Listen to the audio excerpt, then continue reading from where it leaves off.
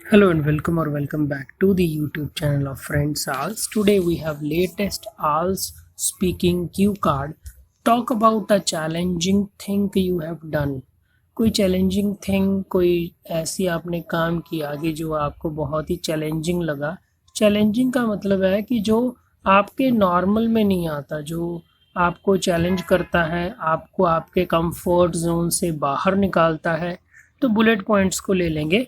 What the task और challenge was, तो वो काम क्या था। Why the challenge was difficult, और वो चैलेंज डिफ़िकल्ट क्यों था आपके लिए, जिसकी वजह से वो आपके लिए चैलेंजिंग बन गया। How you dealt with it, तो आपने कैसे डील किया, और हाउ यू फेल्ट। तो देखिए, अभी हम यहाँ पे मॉडल आंसर देखेंगे आपके इस क्यू कार्ड का। तो मॉडल आंसर शुरू करने से पहले यहाँ पार्ट 2 क्यू कार्ड में आपको प्रिपेयर करना होता है, आपको प्रिपेयर करने का टाइम मिलता है।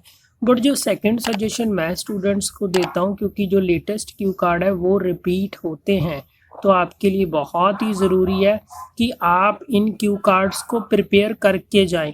तो ये जो मॉडल आंसर होते हैं, इसको देख के आपको ओवरवेल्म नहीं होना है, आपको स्ट्रेस आउट नहीं होना है। ये आपकी गाइडेंस के लिए हैं।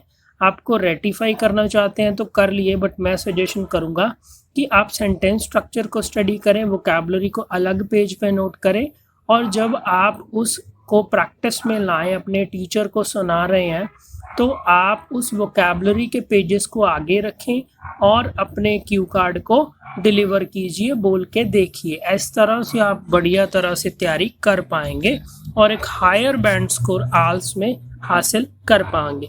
तो हम क्यू कार्ड के मॉडल आंसर से शुरू करते हैं। Today I am going to talk about a challenging piece of work. तो आज मैं बात करने वाला हूँ एक चैलेंजिंग पीस ऑफ वर्क। देखिए, हमें सिर्फ चैलेंजिंग यहाँ पे क्वेश्चन में लिखा था चैलेंजिंग थिंग, तो थिंग को हमने रीफ्रेस कर दिया पीस ऑफ वर्क। ये हमको वोकैबुलरी लेक्सिकल के अभी से स्कोर मिलने लग गया। लास्ट वीक, अभी देखिए, मैं फिर यहाँ पे सिचुएशन दे रहा हूँ, यहाँ पे स्टोरी डाल रहा हूँ। जो स्टूडेंट्स बोलते हैं कि सर लेंथ नहीं बन रही, तो उसका एक ही सॉल्यूशन है कि आप स्टोरी सोच के रखें, आप स्टोरी अप्लाई करें।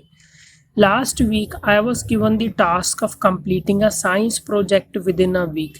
तो पिछले हफ्ते मेरे को काम दिया गया है कि आपको साइंस प्रोजेक्ट पूरा करना है, वो भी एक हफ्ते में। इनिशियली, देखिए, इनिशियली का मीनिंग होता है कि स्टार्टिंग में। It seemed like an apple pie, very important. An apple pie का मीनिंग होता है, ये ईडियम है, ये आपके लेक्सिकल में बहुत स्कोर देगा। इसका मीनिंग होता है कि बहुत ही आसान होना।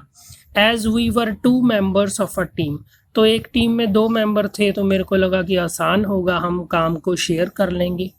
अनफॉर्चुनेटली, तो बुरी किस्मत, माई टीममेट मेट एन एक्सीडेंट। जो मेरी टीम में दूसरा मेंबर था उसका एक्सीडेंट हो गया।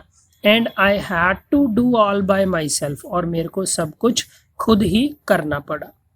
अभी सिचुएशन देख लेंगे। बिलीव मी, तो एक्सक्लेमेशन मार्क के साथ है, इसको आप स्ट्रेस करिए, आपको इसका स्कोर मिलेगा।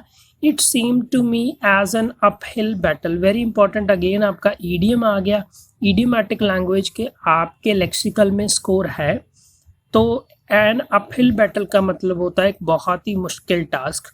तो जो पहले आसान लग रहा था, एप्पल पाई लग रहा था, अभी वो अपहिल बैटल लगने लग गया। इडियोमैटिक लैंग्वेज है। गिवन द सर्कमस्टेंसेस, तो हालातों को देखते हुए। देखिए, ये फिर आपका लॉजिकल कनेक्टर है। मैं बहुत ही ज़्यादा राइटिंग और स्पीकिंग में स्ट्रेस करता हूँ ऐसे कनेक्टर्स के लिए।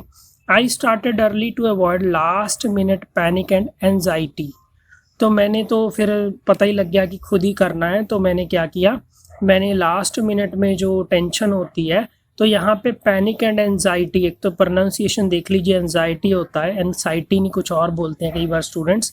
तो यहाँ पे ये कॉलोकेशन है, इन वर्ड्स को हम इकट्ठा बोलते हैं, तो नोट कर लीजिए, panic and anxiety. This task involve planning, arranging materials and completing within a week.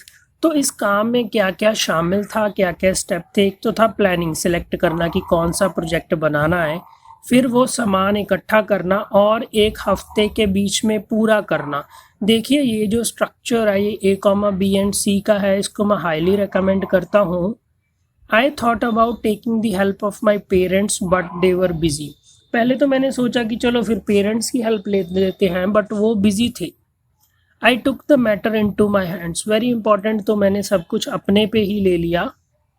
I searched on the internet on also discussed with my tuition teacher, तो पहले तो मैंने इंटरनेट पे सर्च किया और मेरे जो ट्यूशन टीचर हैं उनसे मैंने डिस्कस किया कि कौन सा साइंस प्रोजेक्ट बनाएं। After a great deal of effort, बहुत ज़्यादा मुशक्क़त के बाद, मेहनत के बाद, I decided upon proving the law of reflection. तो डिसाइड अपॉन वेरी इंपॉर्टेंट, आपका प्रपोजिशन ऑफ फ्रेज है, इसको नोट कर लीजिए, इसी तरह यूज़ करेंगे आपको स्कोर मिलेगा नो डाउट। तो मैंने डिसाइड किया, फाइनल किया कि भाई अभी हम बात करेंगे, हम प्रोजेक्ट पे वर्क करेंगे, लॉ ऑफ रिफ्लेक्शन को प्रूव करेंगे due to my deep interest in physics, क्योंकि मेरे को फिजिक्स में बहुत ही ज़्यादा इंटरेस्ट है। तो देखिए यहाँ पे इंटरेस्ट आपका नाउन है, डीप आपका एडजेक्टिव बन गया। यहाँ पे भी हम इस तरीके से वोकैब के स्कोर ले सकते हैं। I bought the items needed, तो सबसे पहले तो जो भी आइटम्स चाहिए थी वो मैं ले आया मार्केट से।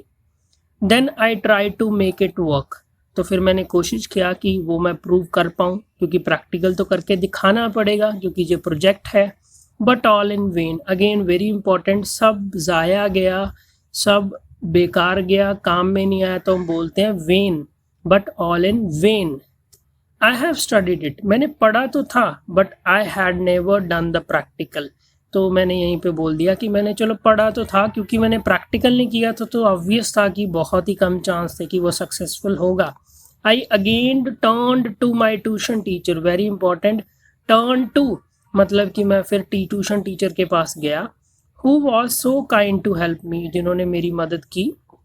He explained the working and asked me to do it by myself, very important, ये लाइन में हम बहुत ही एडवांस लेवल वोकेबलरी और सेंटेंस स्ट्रक्चर पे स्टडी वर्क कर रहे हैं। तो उन्होंने मेरे को वर्किंग सिखाई, एक्सप्लेन की और मेरे को बोला कि तुम खुद करो। बाय गॉड्स ग्रेस, देखिए भगवान की कृपा से इट वर्कड, ये काम कर गया। And I was able to complete this challenging task in time, तो इन टाइम कंप्लीट करना मतलब जो समय दिया गया था 1 हफ्ते का उसमें आपने पूरा कर लिया। तो आई वॉज एबल टू देखला, इसका मीनिंग होता है कि कर पाया। All in all, again idiomatic language है, it was a challenging task I have done, तो ऑल इन ऑल ये एक चैलेंजिंग टास्क था जो मैंने किया। देखिए हमने यहाँ पे इडियोमैटिक लैंग्वेज पे और जैसे हम नाउन के साथ एडजेक्टिव यूज़ करते हैं उन पे बहुत ज़्यादा स्ट्रेस किया है। हमने लेक्सिकल का ध्यान रखा है, हमने प्रोनाउंसिएशन की ध्यान रखा है, हमने बाकी 2 चीज़ों का भी ध्यान रखा है। तो नॉर्मली आप ऑब्वियसली एक अच्छा बैंड स्कोर की उम्मीद कर सकते हैं। अभी हम इस पूरे क्यू कार्ड को 1 गो में ले लेंगे। Talk about a challenging thing you have done, तो कोई चैलेंजिंग थिंग जो आपने की, answer. Today I am going to talk about a challenging piece of work. Last week I was given the task of completing a size project within a week. Initially it seemed like an apple pie as we were 2 members of a team. Unfortunately my teammate met an accident and I had to do all by myself. Believe me, it seemed to me as an uphill battle. Given the circumstances, I started early to avoid last-minute panic and anxiety. This task involved planning, arranging materials, and completing within a week. I thought about taking the help of my parents, but they were busy. I took the matter into my hands. I searched on the internet and also discussed with my tuition teacher. After a great deal of effort, I decided upon proving the law of reflection due to my deep interest in physics. I bought the items needed. Then I tried to make it work, but all in vain. I have studied it, but I had never done the practical. I again turned to my tuition teacher who was so kind to help me. He explained the working and asked me to do it by myself. By God's grace, it worked and I was able to complete this challenging task in time. All in all, it was a challenging task I have done. Okay, don't forget to like, subscribe and share, friends. Also.